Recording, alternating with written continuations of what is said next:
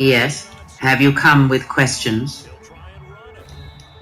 Ask, and I will answer. Indeed. And what is that? Yes. Now the question is why? Ah, you are a perceptive one indeed. In this instance, you are correct. All that strength, that anger, yet it is held in check, restrained by his beliefs, his doubt. Everyone is made up of events in their past, and it forms walls around one's spirit, or breaks such walls down. The mind makes some powerless, and gives strength to others. In a manner of speaking, yes, but it is more complicated than that. Everyone is made up of events in their past. It makes some powerless and gives strength to others. It is because he is not ready to give up his ties yet. It is much like Jedi who will not give up their code. It is to surrender yourself, to make yourself a slave to a teaching or belief that makes it so that belief will always rule you. I ask nothing, but since you beg a question, I will ask it. Are you prepared to give up all that is a Jedi entirely? Until then, you will always be weak.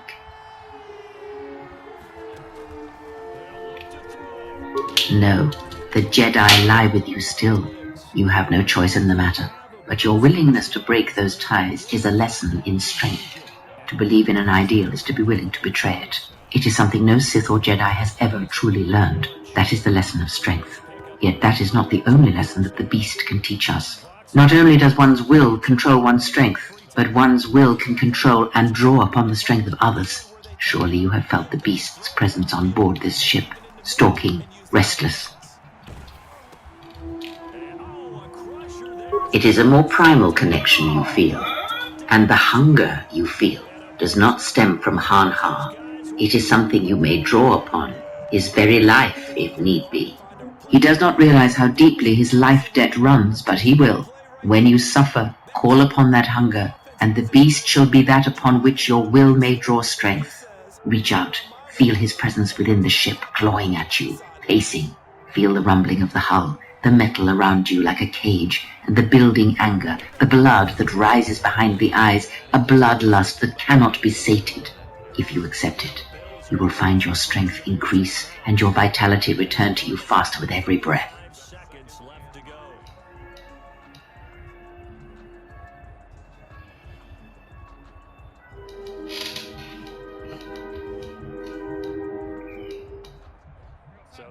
Are you sure? It will grant you strength, vitality for the times ahead. Forsake it, deny it, and you will deny power.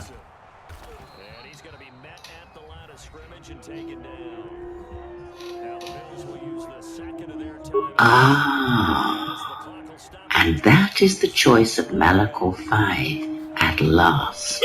Not a strange choice, a unique choice. Very well, I accept it. Ivy913, good shit, man.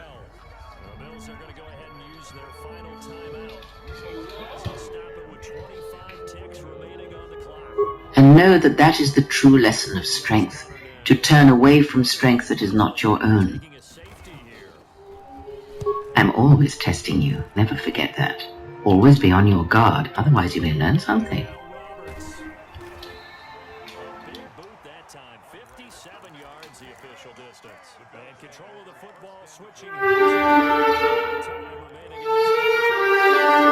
Rise and shine. 6 a.m. and your hand can't make it to the alarm clock before the voices in your head start telling you that it's too early, too dark, and too cold to get out of bed. Aching muscles lie still in rebellion, pretending not to hear your brain commanding them to move. A legion of voices are shouting their unanimous permission for you to hit the snooze button and go back to dreamland. But you didn't ask their opinion. The voice you've chosen to listen to is one of defiance. A voice that says there was a reason you set that alarm in the first place. So sit up, put your feet on the floor, and don't look back, because we've got work to do. Welcome to the grind. For what is each day but a series of conflicts between the right way and the easy way? 10,000 streams span out like a river delta before you, each one promising the path of least resistance. The thing is, you're headed upstream. And when you make that choice, when you decide to turn your back on what's comfortable and safe and what some would call common sense, well, that's day one. From there, it only gets tougher. So just make sure this is something you want, because the easy way out will always be there, ready to wash you away. All you have to do is pick up your feet.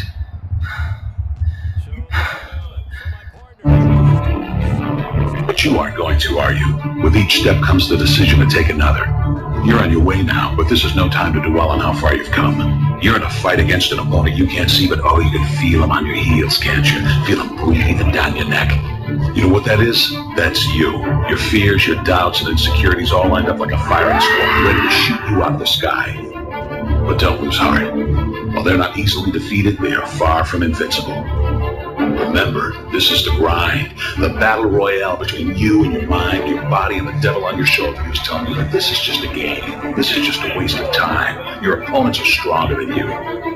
Drown out the voice of uncertainty with the sound of your own heartbeat. Burn away your self-doubt with a fire lit beneath you. Remember what we're fighting for, and never forget that momentum is a cruel mistress. She can turn on a dime with the smallest mistake.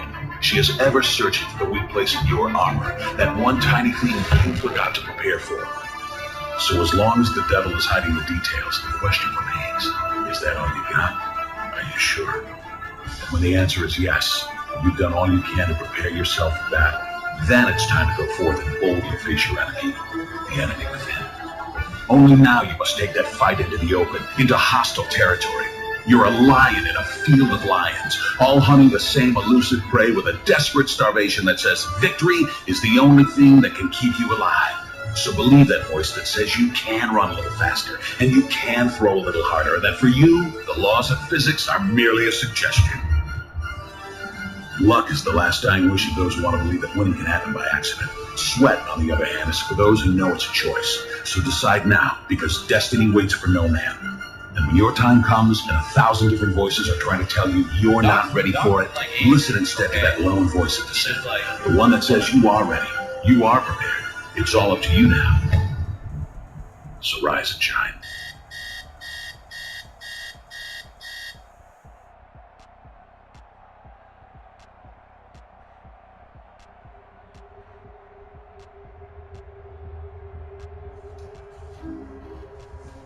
Why do you think the Jedi forbid you and Malak from joining the Mandalorian Wars? I know the truth. I've seen the shadows inside your mind.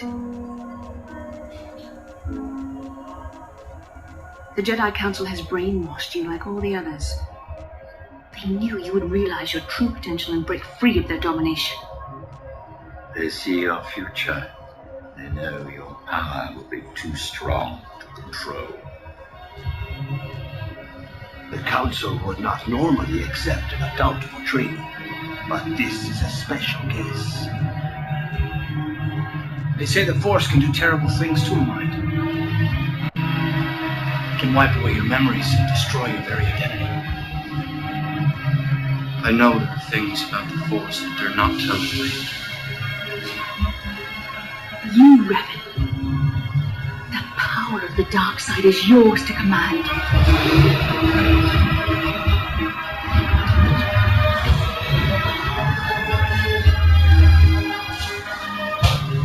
You have allowed this Dark Lord to twist your mind. You have become the very thing you swore to destroy. He made me a Sith Lord and named me Darth. I killed the fool. I turned on the Republic. And that nearly destroyed me. Malak is dead. All hail the return of Darth Revan, the true Lord of the Sith. All hail Lord Revan. All hail Lord Revan.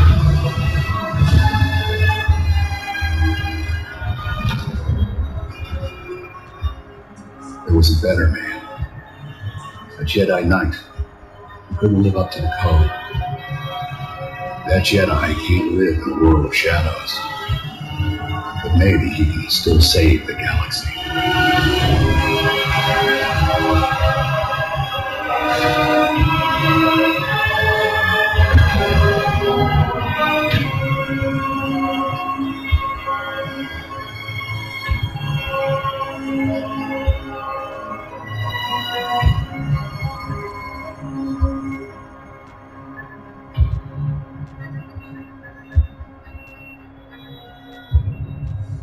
he will have gone from being the Sith Lord himself to the savior of our galaxy.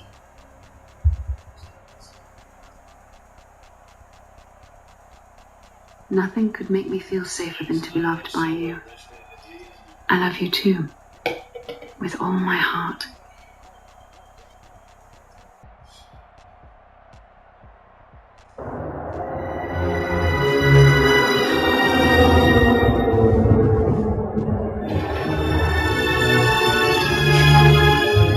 The structures you see around you are the plundered tombs of the ancient Sith Lords. Each tomb was once infused with the history and heritage of the old Sith Empire, containing great mysteries and powerful relics of the Force.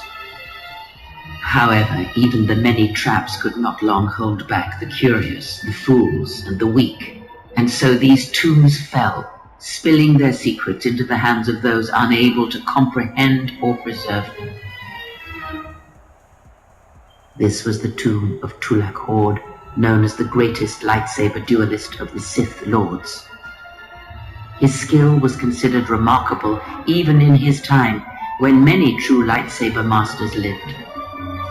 If you were to face an ancient Sith Lord in combat, you would learn that we are as children playing with toys compared to the prowess of the old masters. But supposedly he created a holocron to teach his technique to other Sith. The holocron would have been laid to rest in his tomb. Unfortunately, Tulak Hord's tomb was among the first penetrated by the grave robbers of the new Sith Order. If the holocron has survived, I doubt anyone living would know its location. Ahead lies the tomb of Naga Sadow, successor to Marka Ragnos, and the Sith Lord responsible for nearly conquering the Republic in the Great Hyperspace War a millennia ago. More recently, this tomb was where Revan confronted Uthar Vin, the leader of the Sith Academy. When Revan left Korriban, the Sith Academy was thrown into turmoil. With their leader gone, many fought for the right to rule. And so, the Sith here turned on each other, resulting in the carnage you can see covering the surface of this valley. Before you is the tomb of the great Sith Lord, Marka Ragnos, a half-breed who possessed tremendous strength, both physically and in the Force.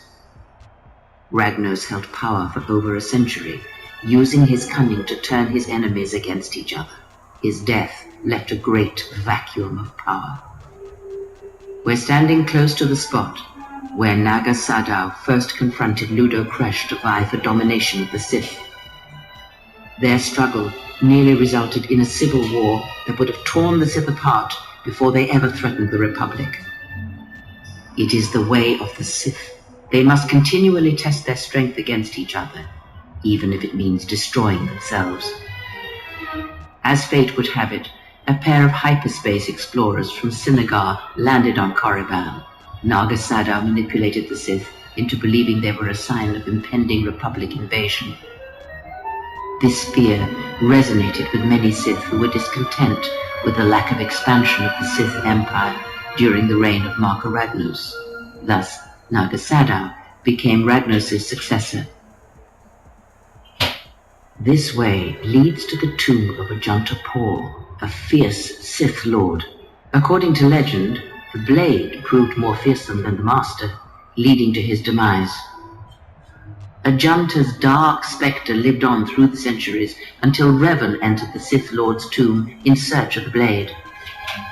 Revan calmed the angry ghost of Ajanta Paul and showed him the path back to the light. One who has fallen so far and done so much evil does not deserve redemption. In a way, such a turning from one's nature is cowardly, a betrayal of the self. Redemption is merely a form of spiritual collapse, a fall few recover from. Some have suggested that the blade led to Revan's demise, as it did Ajanta Paul. That is only speculation, however.